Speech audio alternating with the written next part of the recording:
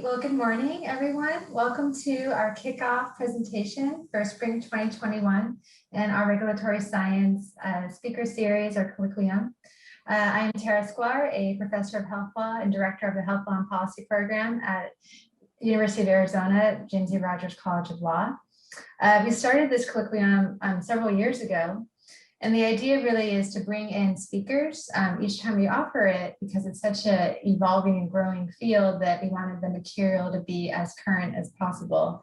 And we like to offer a wide range of perspectives. So we invite government regulators, academics, clinicians, patients, and patient advocates on just whatever would be the really hot topics and emerging issues right now.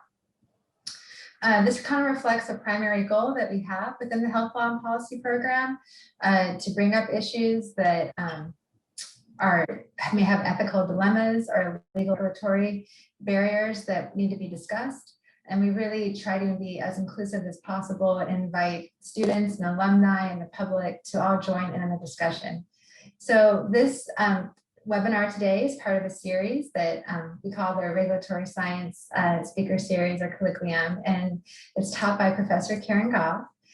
She teaches it in the spring and in the fall every year. So right now it's in the spring from March to May, and again it'll be offered in the fall from October to December. Karen Goff does a tremendous job leading this course. She teaches at the law school as well as at the College of Public Health, and she leads the Applied Health Policy Institute. She is a practicing attorney who's done political and constitutional legal work. Her passion is certainly around health impact assessment, tobacco, and community-based participatory research. She's just a wonderful colleague in person and a very proud Arizonan. So with that, I'll turn it over to Professor Goff to introduce our speaker and topic for today. Oh. Thank you so much for the kind introduction, Tara. Like she said, this is part of the regulatory science course that's offered online. And I'm thrilled to introduce Krista Jacobson today. And she's senior manager of the VERI laboratory at HTG Molecular Diagnostics, where she leads a team of technicians and scientists supporting retrospective molecular profiling studies for biopharma clients and translational medicine researchers. She has a bachelor's of science in veterinary science and a professional science master's of applied biosciences. Both are from our very own University of Arizona, and she has more than a decade of experience, including both academic research and industry product development. And she can speak a little bit more about some of the work that she's done, but we are so thrilled to have her with us today talking about veterinary medicine. Thank you so much for the introduction, and thank you everybody online for joining today. I appreciate you taking the time out of your day to join. So I will go ahead and start sharing my screen so that you guys can see what I'm talking about. Today's talk is going to be an overview of veterinary biologics regulations. It's an introduction to the USDA CVB. This is intended to be an overview and sort of a basic look at regulations applying to veterinary biologics in the United States. And we will go ahead and move, but my slideshow, oh, here we go. Sorry, we're having technical difficulties with PowerPoint this morning. So today's agenda is really who am I and why am I here today to talk to you about this topic? What is a veterinary biologic? Laws and regulations governing veterinary biologics in the United States. Basic steps for licensure, special considerations for relative potency ELISAs, which are specific to USDA CVB. And global agencies regulating veterinary biologics. Just a quick overview for global regs, considering that today's talk is mostly focused at the United States. I'll also have a couple of additional resources for you, and then we will have time for question and answer at the end. However, that being said, if at any point you have questions, please let me know so that I can address any questions in real time. So who am I? I'm Krista Jacobson. Like Kieran said, I am actually from Tucson, Arizona. I have my BS of veterinary science, graduated in 2006, and decided I didn't want to go to vet school. So I went to industry. I started my career at a place called Creative Testing Solutions in Phoenix that did very high throughput clinical diagnostics for infectious diseases. So it was a CLIA regulated lab, sort of worked my way up, and then decided that the time had come, I wanted to switch career focuses and go back to R&D. So I left CTS, went back to the U of A, was a lab manager in the College of Medicine, and started completing my professional science master's. It was a great degree that was a blend of business classes, science classes, and industry research. I did 2 great projects with a little startup in town called MSDX and with Roche Tissue Diagnostics. Then graduated and I got recruited out to Elanco, which is Elanco Animal Health. I was at a vaccine development site in Iowa. And so throughout my career, I have worked from early academic research, FDA regs, CLIA regs, EMA product registration, and USDA registration for veterinary biologics. And even though my career history has had a very varied level of regulatory influence and part of industry that I was working in, the commonality is that throughout all positions that I've held in my career, having an understanding of the regulatory framework of the position and the job that I was doing was always an advantage for me in my profession and understanding what I was trying to accomplish where I was. So getting into the meat of today, what is a veterinary biologic? It is a product that works through an immunological method or process, and that is going to be very, very important, that definition of something that the immune system is involved in. That's really what defines a veterinary biologic in the United States. Products like this are vaccines, bacterins, diagnostic kits, antibody therapies. There are specific definitions of those, of what each of those means in the 9 CFR. However, the commonality of these is that all of these products have some sort of effect on the immune system. They're used to prevent, treat, or diagnose animal diseases. And important to remember is that these are not small molecule drugs. So things like antibiotics are not included in veterinary biologics. Something like an antibiotic would be regulated by the FDA CVM, which is the Center for Veterinary Medicine. And then you think, okay, so now we know what a veterinary biologic is. Why should you care? It seems maybe a little bit outside of your normal everyday life. Well, a few questions for you. Do you own a pet? Do you care about them being healthy? Having vaccines to prevent disease, diagnostic kits to diagnose them if they do become ill. What about food animals? Do you eat meat? There are studies for adjuvant withdrawal to make sure that veterinary vaccines are not present in the food at the time of slaughter. Additionally, things like organic antibiotic-free chicken, that's available because of vaccines. Additionally, wild animals, I have a preference for the raccoon that likes to live in my yard to not have rabies. That's a really great reason to care about veterinary biologics and how they're regulated. So if we want to start talking about the actual regulations of a veterinary biologic, there is one big act that we have to talk about that governs everything we do in the United States. It is the Bioserum Toxin Act of 1913. It's an actual United States federal legislation under 21 of the US Code, parts 151 through 158. It was originally enacted in 1913 to protect both livestock and farmers by specifically regulating vaccines. If you look at this in the landscape of history. Around that time, there was an outbreak of hog cholera, is what it was called at the time. We now call it classical swine fever.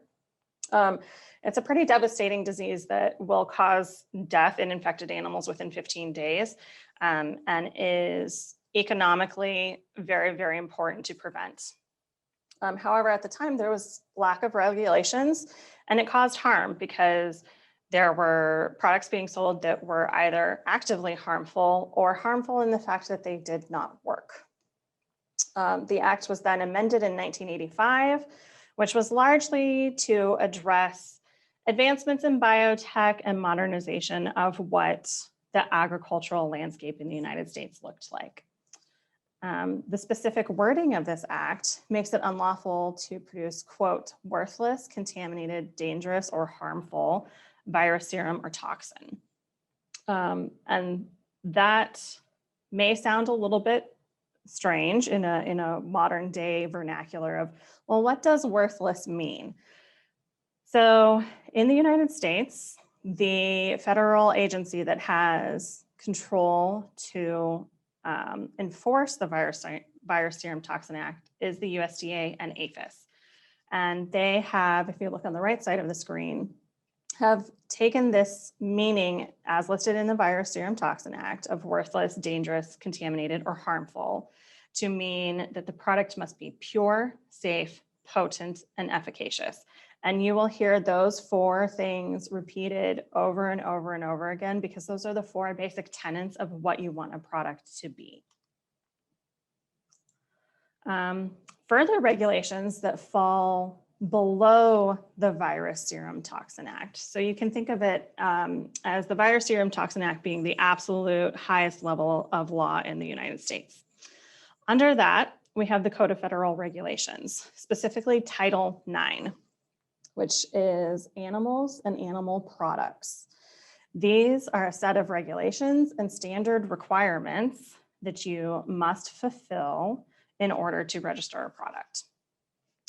They are codified requirements that, if followed, will fulfill the tenets of the Virus Serum Toxin Act.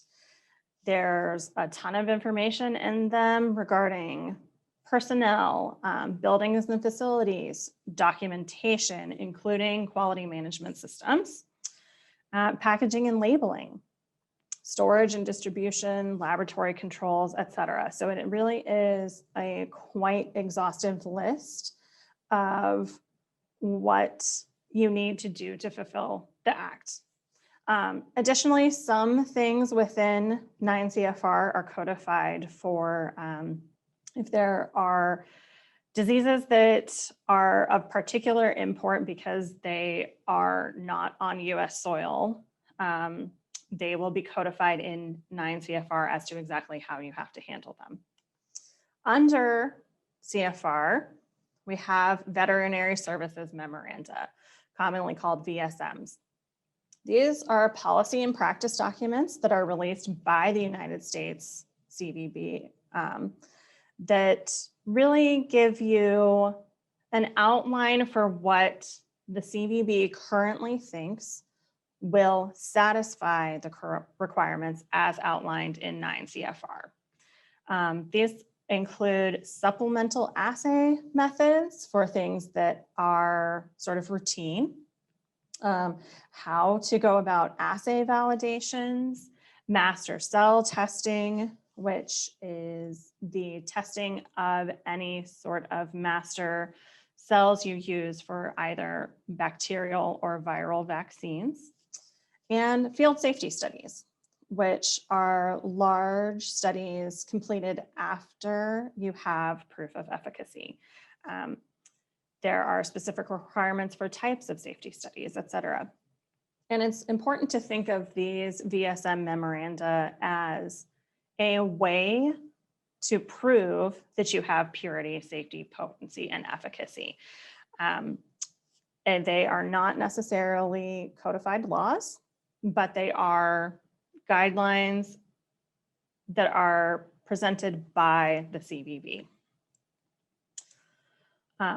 And so then this is just to reiterate that the Bioserum Toxin Act is an actual law. 9 CFR is a regulation that must be followed. And a VSM is guidance. So it's kind of thinking about it as an umbrella of the VSM, the Bioserum Toxin Act goes over all of these regulations in the United States. And now you've heard me say a lot about USDA and CVB. And you may be going, that just sounds a lot like alphabet soup and I don't really understand what's happening. And that's pretty common with governmental agencies. So taking a minute to talk about the agency structure and really understand who is regulating each part of the process in the United States. We start with the United States Department of Agriculture as the largest branch and department that is overseeing veterinary biologics. They also oversee, crops, et cetera. There's a lot more that the USDA does than just veterinary biologics. Under the USDA, you specifically have APHIS, which I'm sure you've heard of. It's the Animal and Plant Health Inspection Service. So APHIS is also the people responsible when you come into the border and they ask you if you have any plants or seeds in your bag. That's APHIS as well. But under APHIS, there is a section called Veterinary Services, and that's where it starts to become pretty specific into actual veterinary biologics and the people who are regulating what a veterinary biologic looks like in the United States. Within Veterinary Services, we have the Center for Veterinary Biologics, which is what I've been referencing up to now as CVB. So this is really where we start to become very, very specific into veterinary biologics. The Center for Veterinary Biologics has 2 main branches with multiple sort of people and department specialties within them. The first is policy, evaluation, and licensing, and the second is inspection and compliance. So these are sort of the 2 main branches that you will be dealing with when you're talking about the CVB in any sort of registration capacity. The PEL, which is policy, evaluation, and licensing, they set policies, evaluate submissions, grant establishment and product licenses. They also have a section of a laboratory that creates reagents, which is important for standardized release of product that must meet a national standard. And importantly, they test cereals for release. This is a distinct difference between how the USDA views product release and how the FDA views product release. So the USDA actually releases all veterinary product in the United States. The FDA tends to grant a license in which the firm is enabled to release a product based on their own internal standards of what they licensed. That is not the case with the USDA. So every time you have a cereal or a batch for release, you must submit a form to the USDA in which they will have a subset of that cereal that is tested, and then they give the okay to actually release the product to the public. That is one thing to keep in mind that sort of informs generally how the USDA operates, because they are very much the gateway to public production and access to biologics. The other arm of CVB is inspection and compliance. These are the people that will show up unannounced periodically for inspection of firms with an establishment license. They issue compliance certificates or sanctions if necessary. These are the people who will come on site for a week at a time and make sure that all of your records are in order. They will do live inspections of your manufacturing floor, et cetera. So there, you can think about it as PEL is the people who look at your submission, review, and approve. And inspection and compliance are the people who make sure that you're actually doing what you said you did. And then in general, it's important to think about the CVB mission. And the Veterinary Biologics Program implements provisions for the Virus Serum Toxin Act to ensure that products released are pure, safe, potent, and effective. So again, you'll hear that pure, safe, potent, efficacious over and over again. Those are the 4 tenets of what every single regulation and memoranda are trying to achieve.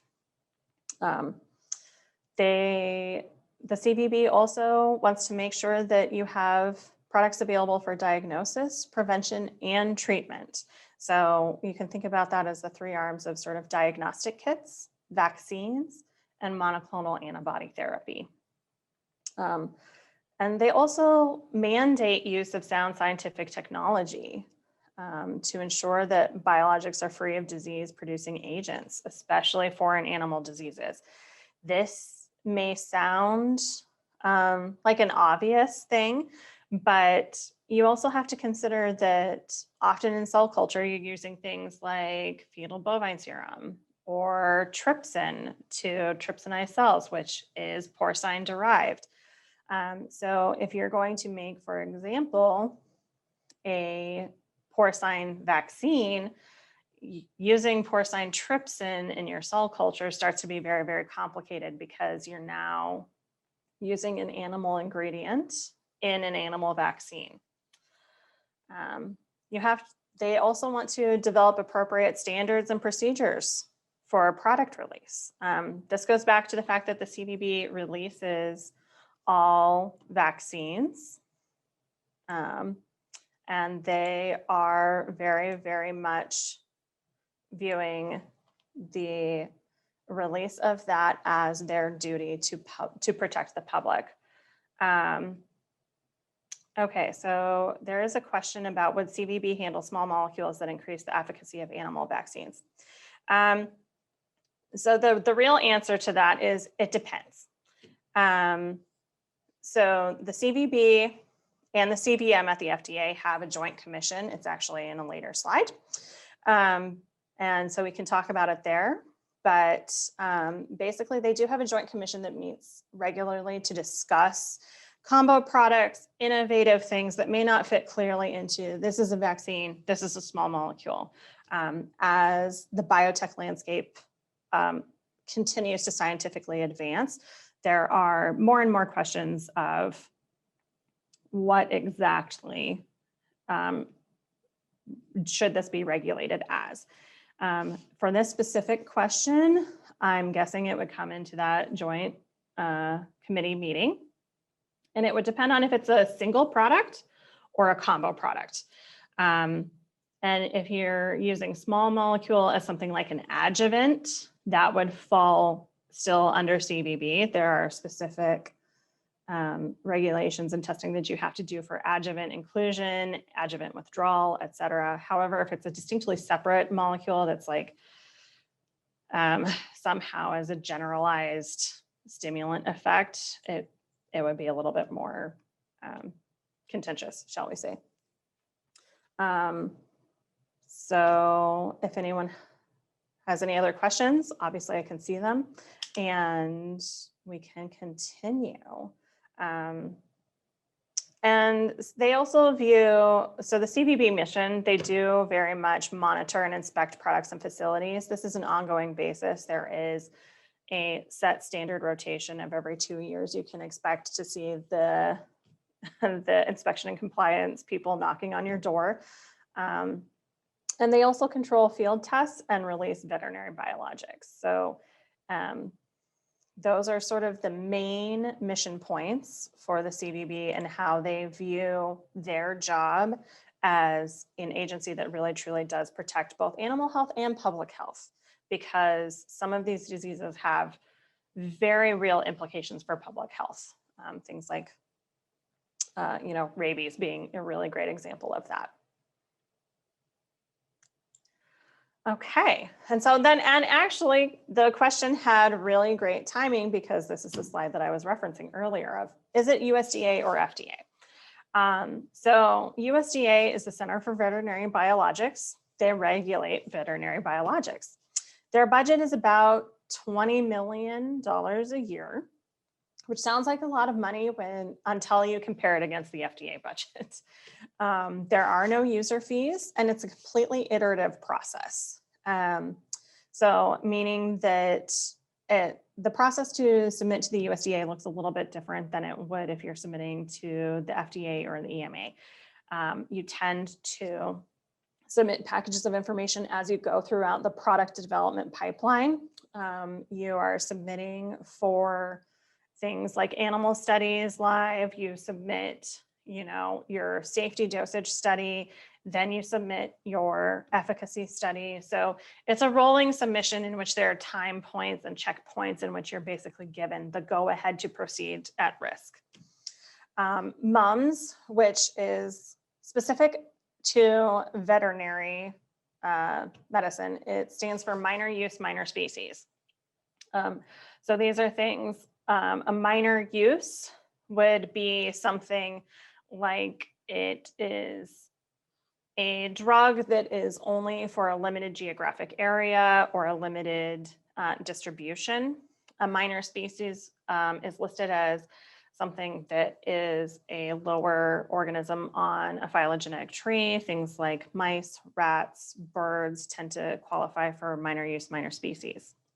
So the USDA does not allow minor use, minor species, which is contrasted directly against the Center for Veterinary Medicine at the FDA that does allow for minor use, minor species submissions.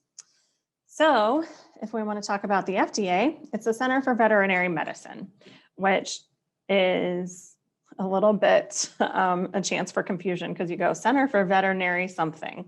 But this is the Center for Veterinary Medicine. They regulate animal drugs, veterinary devices, and animal feed, which does include pet food. Their budget is about $190 million a year, which is significantly more than the CVB. They do have user fees for submission, et cetera. It is a less iterative process that it's more your traditional dossier submission at the end of your product development lifecycle. And they do allow for minor use, minor species. And then the point at the bottom for the Jurisdictional Institutional Review Committee, these are regularly scheduled joint meetings with the CVM and the CVB to discuss new products, new technology platforms, et cetera, that could affect A, who regulates that individual product, and B, sort of the landscape moving forward for biotech development. And one sort of important decision that came out of this joint committee in recent years is the licensure of Cytopoint, which is a monoclonal antibody therapy licensed by Zoetis, was licensed through the USDA. So there is real-time implication for this committee and how things are decided that affects not only, landscape of firms of who they are regulating through, but sort of landscape of what's available to the public. Yeah, so it's interesting. I foresee that committee having a lot more to talk about in coming years as biotechnology advances. And then one thing to also mention when I'm talking about the USDA CVB is the National Centers for Animal Health, which I learned during my training for the USDA CVB that's the actual building. So the Centers for Animal Health is the actual building that's on the right of the slide. It houses the CVB, the National Veterinary Services Laboratories, which are responsible for reagent testing, reagent production, in-house sterility testing, et cetera. It also houses the National Animal Disease Center, and it is located in Ames, Iowa. And as a really fun fact, they have buffalo.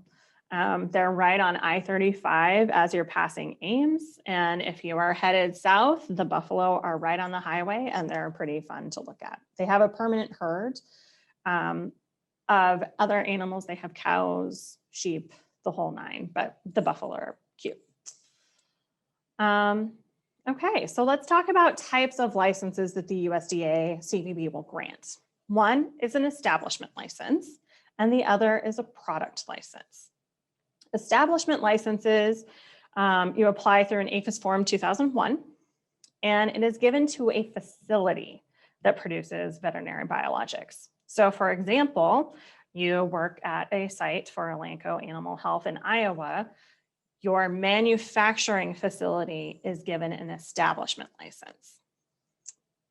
That does not include the R&D facility nor your quality control. And it's really important to have sort of an outlined strategy when applying for an establishment license, because an establishment license is what gives inspection and compliance the authority to enter and review. So although they do have generalized authority to trace current products back through R&D, there is a strategic decision based on what facility blueprints you submit to ensure what is in scope and out of scope of inspection and compliance. You must have a pre-licensing inspection at the facility and at least one product qualified for licensure in order to be granted. So it's somewhat concurrent of you submit all of your pre-licensing materials for plant blueprints, personnel, articles of incorporation, things like wastewater treatment, at the same time that you are also applying for one product license. So a product license is given to an actual product. You apply for that on an APHIS Form 2003. The supporting materials for this type of license are your outline of production, which the CVB counts as a contract between the firm and the CVB as a promise of how you intend to produce the product. It should also include all of your research data, lab testing records, including actual bench records for things like final potency testing, et cetera.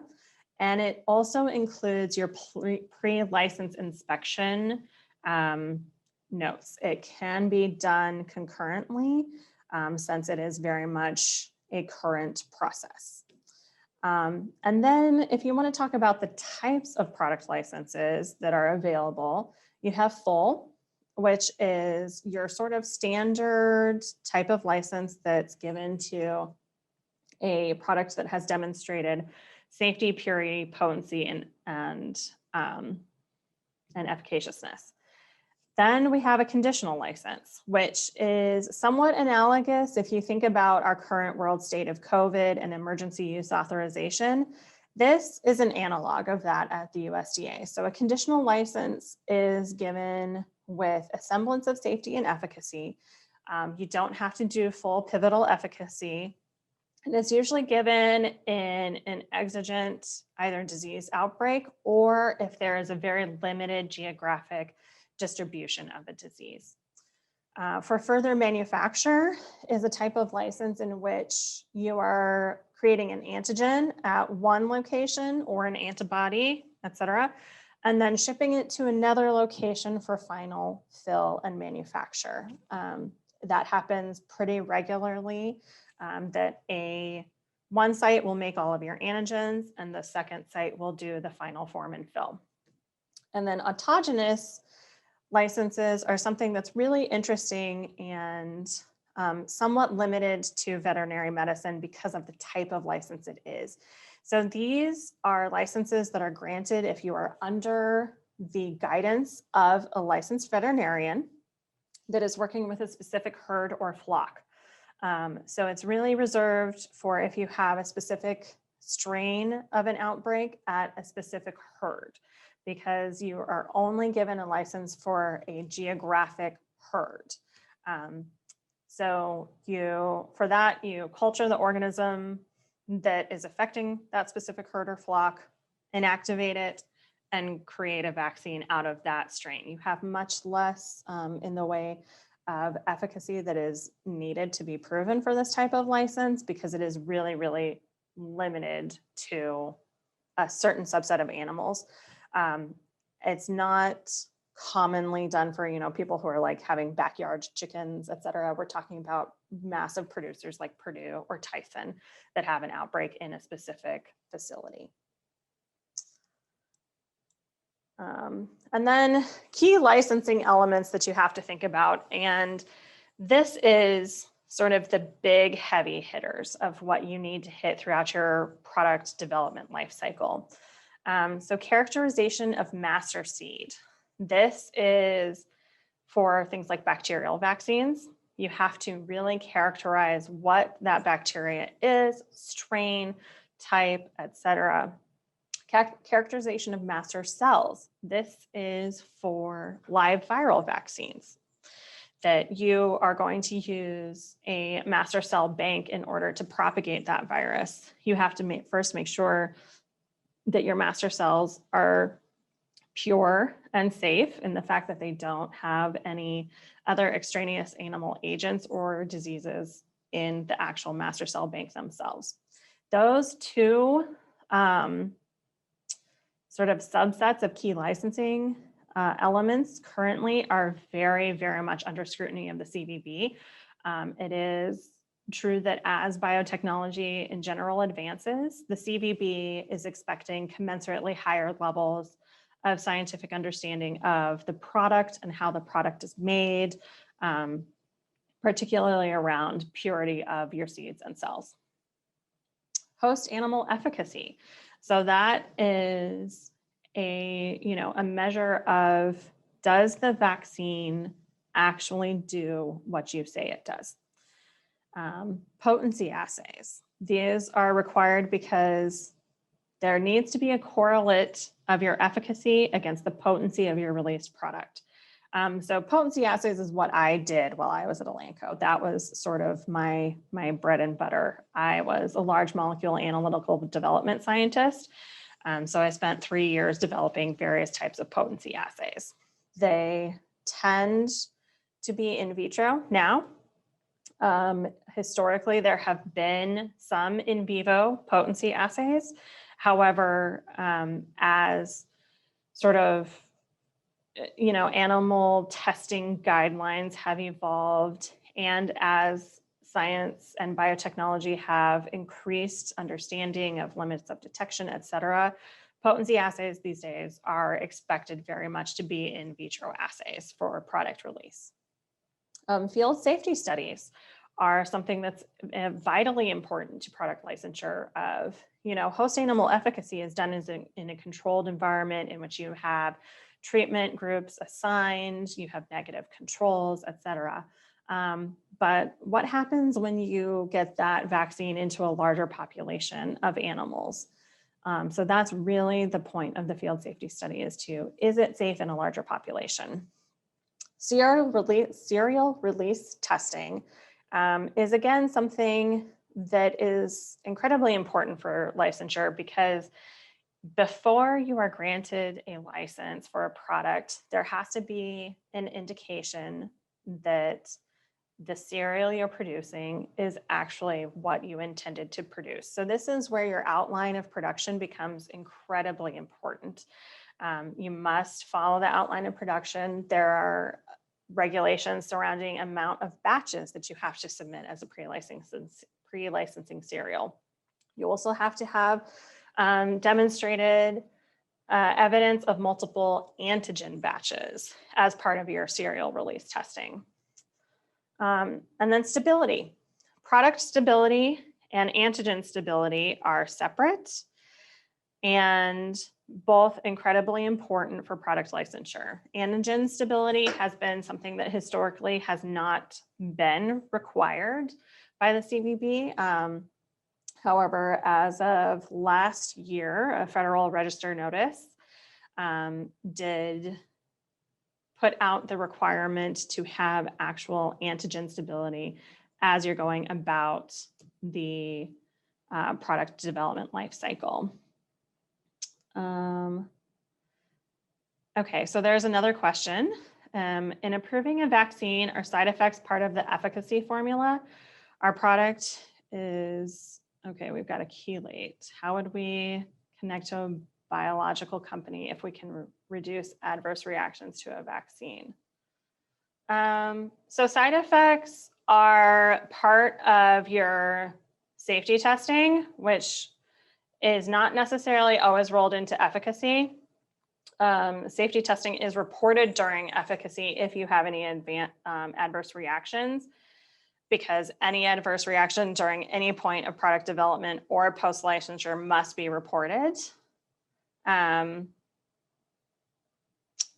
would you connect to a biological company if we can reduce adverse reactions to a vaccine? Okay, so I think that that's probably a separate discussion that would be outside of sort of efficacy, because that would be included in something like a product extension or a product platform extension, in which you're really marketing it as an enhancement to the biological process that's happening. So you would have to prove that A, it doesn't have a negative effect on efficacy, and B, that it has an improvement in reduction of adverse reactions. And that's really more of a goodwill marketing effect that a firm would be interested in for sure. But I don't know that approaching that as efficacy would be the best way to do that. If this is coming from somebody specific, we can certainly talk more offline later. And then other key licensing elements that you have to think about specific to live vaccines are reversion to virulence, which is done for live vaccines, in which you do multiple passages through live animal, multiple passages to ensure that it does not return to a more virulent state. I was on a product that happened.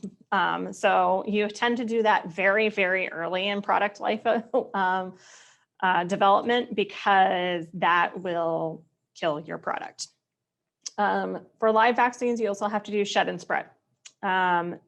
There are certain types of modified live viruses that you also have to do dissemination studies.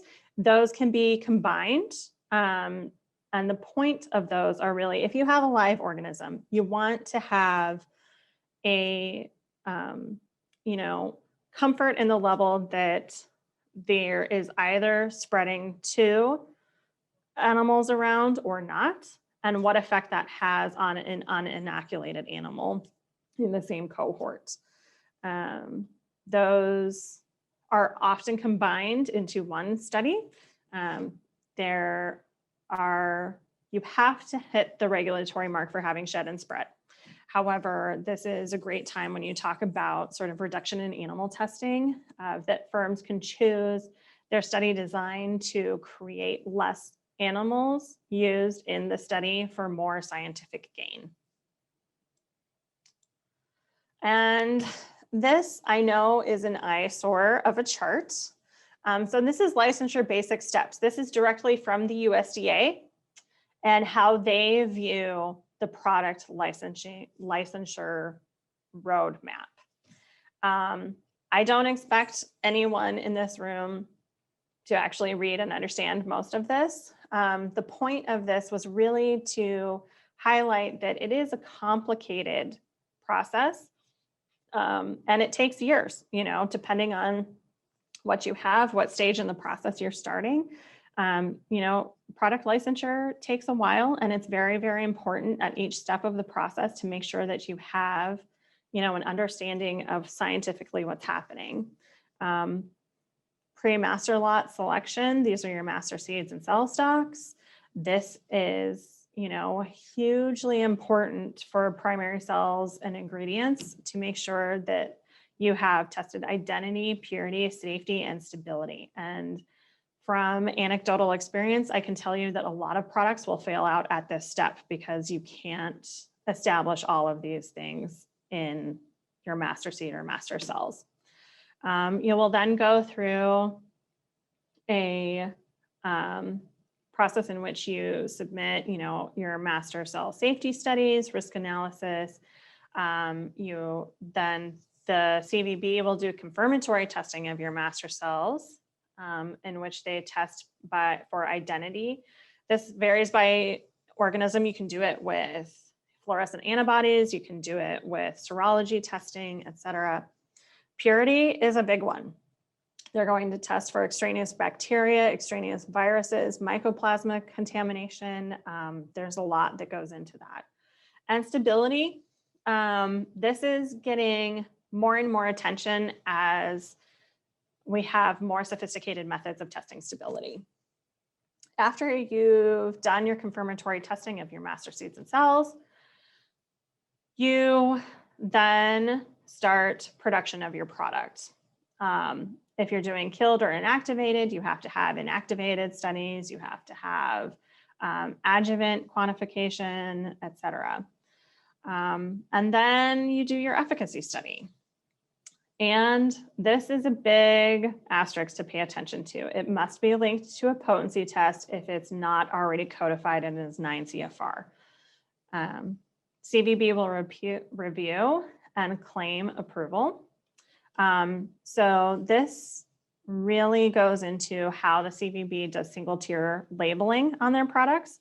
Sort of that language of this has been shown to be efficacious for treatment of X disease in X animals. So this is the point in which the CVB is paying attention to exactly what data do you have to prove that your product does what you say it does and how that relates to a label claim. Production of 3 pre-licensing serials is what we were referencing earlier to prove basically that you can manufacture the product you say you can. This is often where your product moves from R&D into a pilot facility. Then you test your pre-licensing serials. You have field safety studies at this time that are done in open veterinary clinics or herds. Then the CVB confirms your pre-licensing serials, and if also approves your safety studies, then you get licensure. So it's a lot of moving arms, and it's a lot of back and forth, and it is a complicated process. And I know that we're getting a little close to time, so I'll talk about in vitro potency assays pretty quickly. This is one way that you can show that your products must be pure, safe, potent, and efficacious. This really, really relates to that potent end of the question. It's an assay designed specifically to test an analyte of your vaccine. It must also be biologically tied to efficacy. Basically, you're saying that what the analyte I'm testing in this assay actually relates to efficacy, and I can prove it. The methodology is completely antigen dependent. Things like live viral titers, ELISAs, bacterial CFUs, or plaque assays are all pretty common use of how you can prove that your product is potent. And as I stated earlier, it's used as a replacement for historical in vivo product release, which is really not a sort of common practice in modern technology. CVB does have a veterinary services memorandum, 800. Oh my goodness, my computer just went crazy. Does have 800.112, which is guidelines for validation of in vitro potency assays. It covers assay validation and evidence that the assay does what it is intended to do. It also covers stages for your validation process, including conceptualization, development and optimization, and verification. Verification is really where the assay becomes validated for use. And all assays, regardless of the testing format, must be relevant, reliable, and scientifically sound. One special consideration for potency assays that is very, very specific to the USDA is the allowance for relative potency ELISA. This is allowed for killed antigens, and it measures a relative response to a reference vaccine. And a reference vaccine is the actual vaccine you use in your final efficacy study. And it's used in place of a quantitative standard. Normally you see an ELISA that goes to a quantitative standard that's either like a purified protein, something like that. If you do a relative potency ELISA, it allows for 5-year dating on frozen references. And you must also do reference stability monitoring.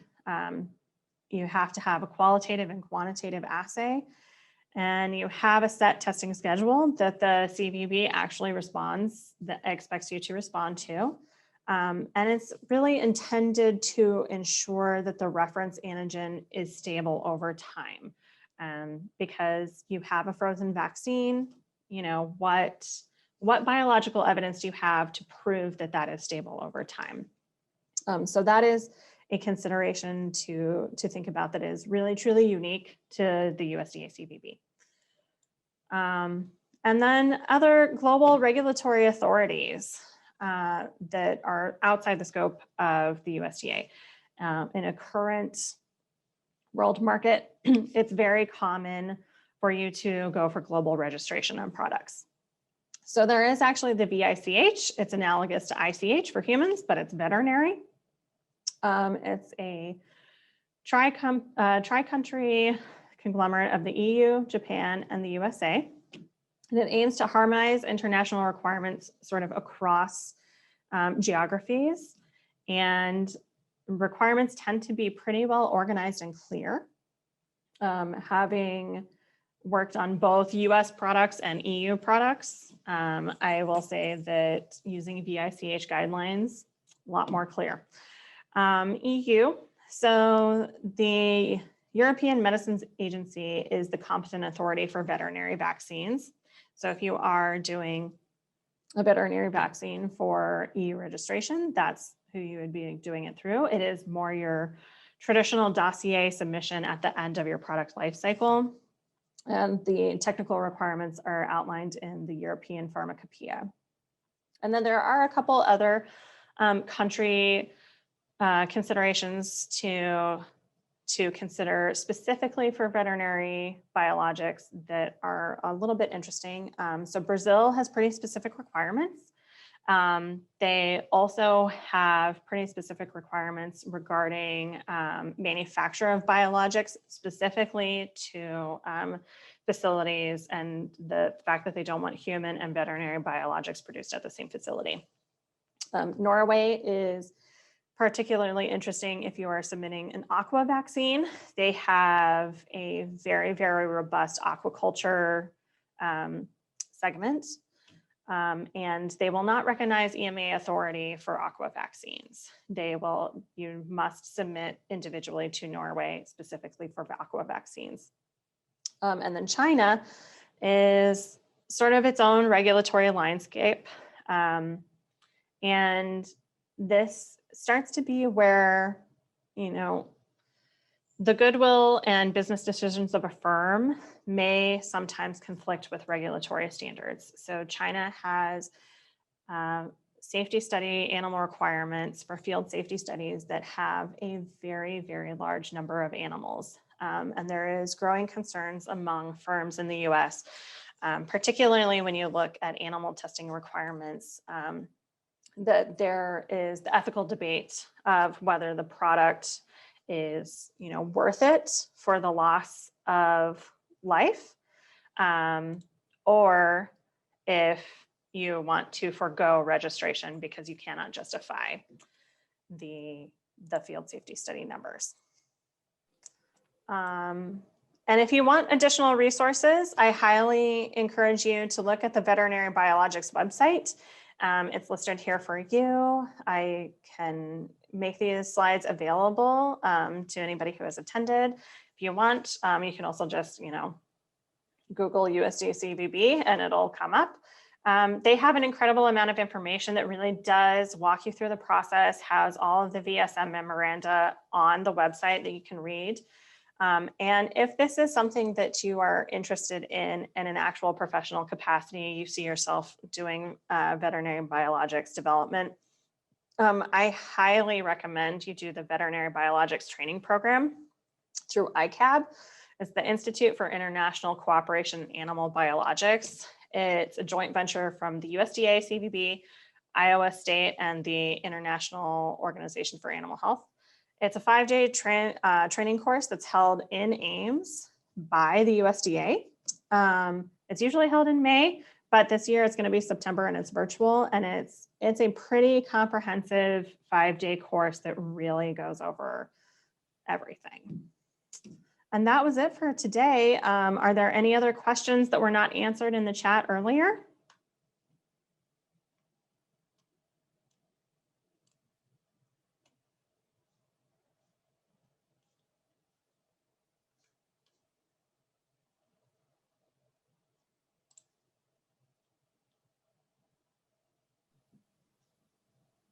Okay, it seems like we don't have any more questions. If anyone does think of anything offline later that they realize that they wanted to chat about, I am perfectly willing to talk offline later. And I hope that everyone enjoyed it. I understand it's a lot of information to unpack. It took, 5 days of training for me to do all of this information. So an hour is a lot to handle. Yeah, so thank you. My contact info, good point. So my contact info, I am Jacobson at htgmolecular.com. And I can make sure that everybody who attended today has actual access to that, so you don't have to just remember it off the top of your head. Thank you so much, Krista. This has been really informative. You have such a wealth of experience. And I'm sure those who weren't able to attend will love watching the recording and hearing from all of your work. Awesome. Well, thank you so much. I really appreciate the chance to be here today with you and to present this information. Wonderful. Great. Thank you, Krista. And Krista is also a student in our regulatory science program and MLS program. So one of your colleagues as well, for many of you that joined us today. So it was really fabulous. Thank you so much. And we will be sharing the video and posting it to the YouTube page. So you can feel free to have your other colleagues access it if it's helpful for them to get a great overview. Awesome. Thank you so much. Thank you. Take care, everyone. Thanks. Bye. Bye.